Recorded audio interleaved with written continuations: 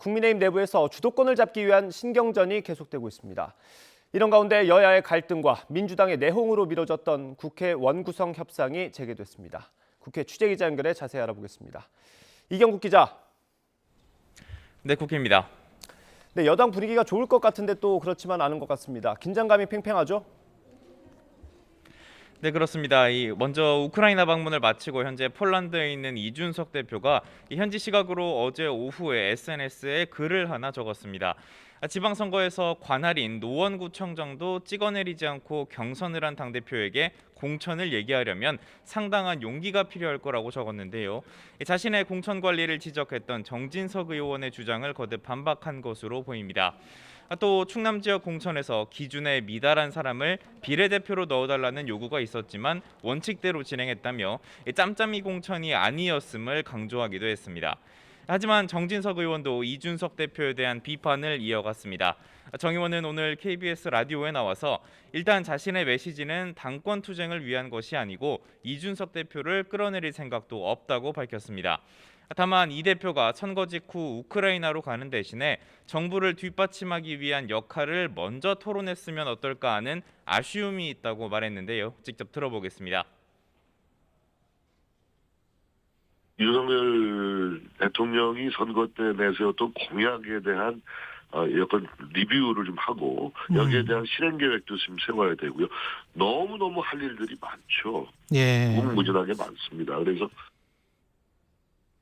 네, 정 의원은 또 혁신위원회를 두고도 이준석 대표가 화두만 던지고 출국했다면서 어떤 혁신을 하려는 것인지 궁금하다고 지적하기도 했습니다. 네, 민주당은 새 비대위를 꾸렸죠. 오늘 정식으로 임명이 되는 겁니까?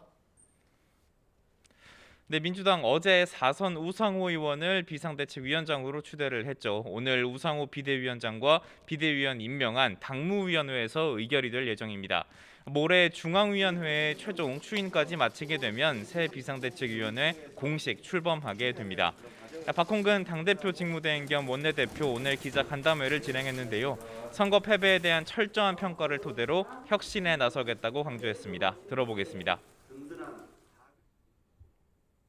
봉골 쇄신의 노력을 다하겠습니다.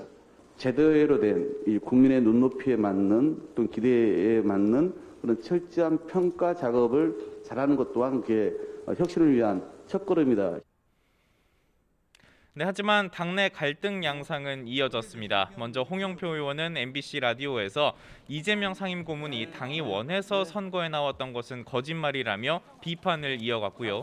이원욱 의원은 SNS를 통해서 당이 정치적 훌리건들과 거리를 둬야 한다며 특히 이낙연 전 대표와 이재명 의원이 지지자들과 거리를 둬야 한다고 지적했습니다. 네, 그럼 원구성 협상은 어떻게 될 것 같습니까? 네, 21대 국회 상황 먼저 말씀을 드리면요. 지난달 29일부로 전반기 임기가 끝났지만 여전히 의장단과 상임위 모두 공백 상태입니다. 이에 따라서 오늘 오전 11시부터 여야 원내 수석 부대표가 만나서 원구성을 위한 관련 논의를 진행을 하고 있습니다. 하지만 곧장 여야가 합의를 이뤄낼 가능성은 희박한 상태입니다. 법사위원장 자리를 두고 양당의 입장이 평행선을 달리고 있기 때문인데요. 민생과 안보 등 현안이 산적한 가운데 여야가 조속히 해법을 마련할지 지켜봐야 할 것 같습니다. 지금까지 국회에서 전해드렸습니다.